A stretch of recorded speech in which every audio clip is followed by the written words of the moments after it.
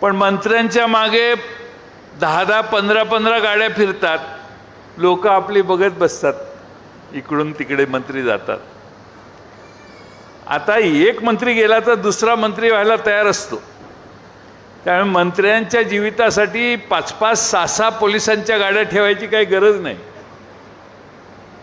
एक बॉडीगार्ड, एक पोलीस बस.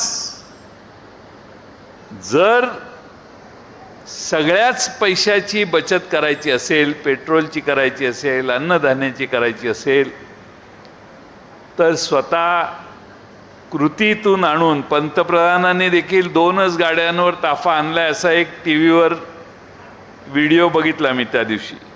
त्यांची गाडी आणि मागे एक गाडी. आणि मला अपेक्षा आणि खात्री आहे की राज्याचे मुख्यमंत्री देखील त्यांच्याच गाडीतनं फिरतील.